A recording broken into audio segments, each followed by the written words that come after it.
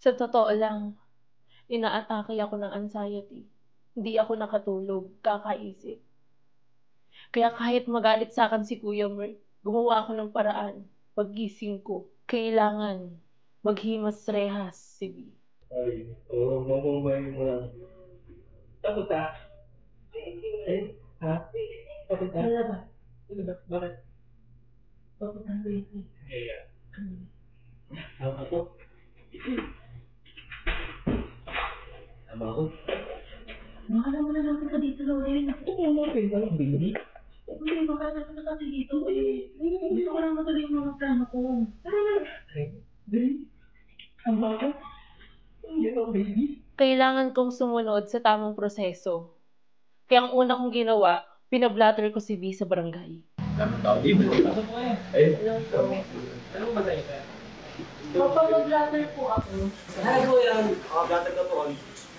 Ay, oh. Dito tayo.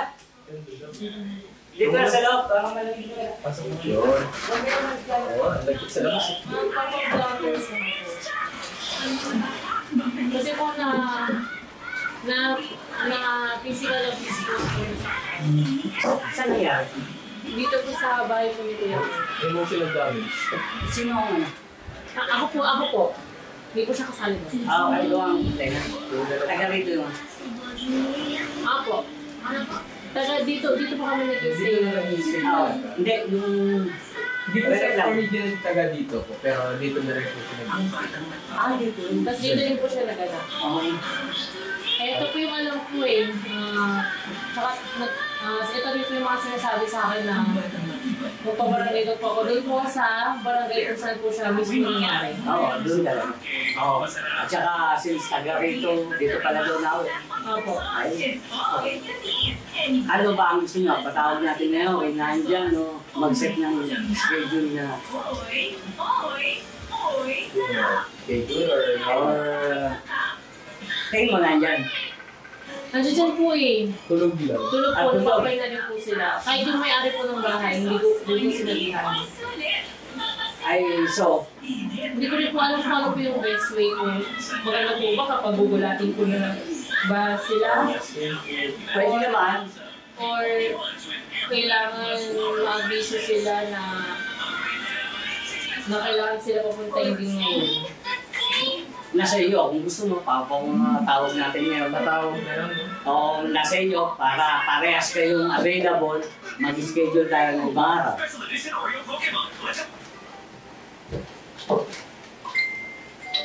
Tatawag na para surprise. Patawag ko na sila. Ngayon din agad. Hindi, nasa iyo. Kung ano. Ano ba gusto mo? Surprise or scheduled O di surprise? naman hassle sa schedule mo. O sa may trabaho ba yan? Hanggang ngayon, hindi ko pa rin kayang makita si B. Dahil may trauma pa rin ako sa kanya. Pero since nandito ako sa barangay at alam kong safe ako dito, mas pinili kong magharap kami dito. Sige, ano na lang po, ngayon na lang po. Ngayon na lang. Kasi wala lang. Kakapunta ako. Ako po, may tanong din ako. Sige. Kasi nasasabihan nila ako lagi manyak eh. Ano po ba pwede kong ireklamo sa kanila? Ay, patunayan mong manya ka kung ako. Patunayan ko ito. Hindi. Medyo ka lang, Totoo naman din po kasi yung may Lamanyak. po. Uy, lamanyak siya. Hindi naman po kami, sumama-sama ka dito. Basta ko pa. Yan yung problema sa'yo. Sumama-sama ka sa akin dito. Buti nga sinuport kita eh. Hindi Oo, yun. supported, pero totoo po yung mga sinasabi ko. Totoo pala naman. Sinasabihan po siyang mga manyak-manyak, mga mapang-abuso sa mga babae. Kasi totoo naman po yun. May mga... Ay, hindi ako nireklamo.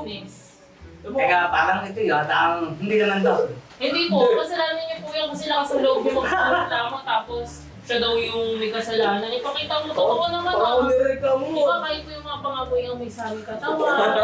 Di ba? Nakabanguhan. Kung sa mawala nang umangoy sa inyo. Tapos iba rin po yung mataka nito eh. Yung mga tinginan, yung mga yakap. Hindi naman ang dada ko. Hindi ko lang po alam kung may kasama siya pong dadakot-dakot doon sa... Ako din ano. Ay, hindi ako nanireklamo. Ano ikaw? Ano ang decision mo? Ayun po, patawag. Patawag na yan. Opo, para matapos na rin po. O sige, saan ba natira? Ay, din mo. Dito lang po, dito lang. Kanano? Teka, natin sa... Balat lang ako sa disco. Punta din. Ngayon nga po, syempre yun po yung masakit sa akin na bakit yun po yung nangyari. Pero kaibigan mo dahil. Hanggang ngayon. Kaya magkasama na po kami sa isang bahay, kaya masasabi ko kapamilya. Kung ako sa inyo, pag-usapan nyo na lang. Magkasama pa rin naman kayo ngayon, di ba? Okay. Sabi mo na dyan, mas maganda. Feeling ko ako yung kauna-unahang lalaking nagreklamo sa barangay na minumulis. Well, sa bagay, sino pa ba yung pinaka-good looking dito, di ba? Wala namang iba, ako lang naman yon. Eh, paano yung pag ginagapon nila ako? Pag nasarap ang kaya mo, diretso mo. Pagka medyo hindi, wag. Tigil. Masarap po kasi yan. Ginagapang, pinagnanasaan. Ganyan po talaga siya. May dalaga dito eh. Ano ba? Unico. Yung tunay. Ikaw, ano tunay? Emma. Naku. Emiliano. Unico po yung pangalan. Unico. Siya. Unico. Ikaw, Emiliano. Emma. Yung tunay. Emma po. Naku. Ay. Duda po ako dyan. Patingin na ID. Ako. Papadala ko na lang din po yung... Ay. Aba, hindi tayo pwedeng hindi tunay na pangalan sa plato. Tunay naman po. Tunay ha. Sabihin mo na, malalaman ko din na Emiliano. Day na pa yun. Nagduro ko na yung bahay. Ako puntahan na? Pero natatakot po ako. Huwag kang matatakot. Baka naman may ginawa ka kaya... Pag wala kang basa dito. Hindi po nila alam. Hindi ko sa'yo wala sila, magbibigla. Mo ba yung pasikret-sikret ka pa, tapos matatakot ka pag ganyan? Eh, syempre kailangan ko protektahan yung sarili ko para sa sarili ko din to. Kaya Ay, ito may kaibigan mo. Hindi. Marami dyan. Basta sa barangay, hindi ka dapat mangamba. Pag natulog na, Baka yung nga po, baka po natulog. Kasi nangyari na po yun. Habang tulog po ako, nagawa niya rin po akong saktan. ano? Ayun, nasa Cotton buds bawal yung po tenga ako. niya nung tulog. Nabunot. Ano mo ba? May cotton buds sa alam. Swerte ka nga, cotton buds lang, pinasok sa taingang mo eh. Paano kung iba yung Yan. pinasok? Huwag mo kasi pakinggan po yan. Oo. Yan po yung una kasing ginawa. Eh, paano pag Power ang pinasok niya? Power trip po. Yan ang kalkal ng tenga. Masalamat ka, di pa na Nalalaman ko sino mas maganda sa inyo eh. Ayun na. Hindi naman po may paglaban. Ay, hindi naman laban sila. Okay, malabang ka. Pag fashion show kayo mo. Ay, yun na naman. Hindi na akong tunay. Di pa paano pag lumalaban dito na naman. Bigla akong tinawag ng tita ko. Sabi niya sa akin, pinapatawag daw ako sa barangay.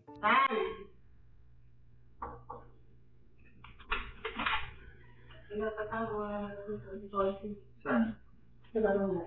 Bakit ka ba? Sino? Sino? Hindi. Ano ba yun dito?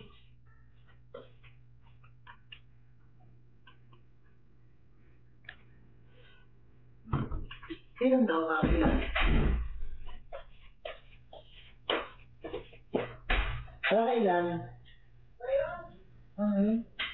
Pagpunta ko ng barangay, nakita ko yung mukha ni Emma. Sa totoo lang, sobrang hiyang-hiya ako dito sa barangay namin. Kasi hindi ko ina-expect na pupunta ulit ako doon sa barangay hall. Pero wala, nangyari na. Pinili ni Emma hindi makinig sa akin. So, syempre, nandun na tayo. Kinausap ko na yung mga barangay. Sinabi ko sa kanila na hayaan niyo na muna ako mag-ayos dito. So, kapag di ko naayos, bahala na si Emma kung anong gagawin niya. Sige, Tantan. Si...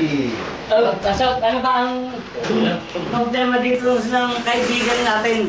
Kasi naman ko. Magre-reklamo din Wala, sorry Kuya Marl. Hindi ko po kasi talaga sila nasabihan.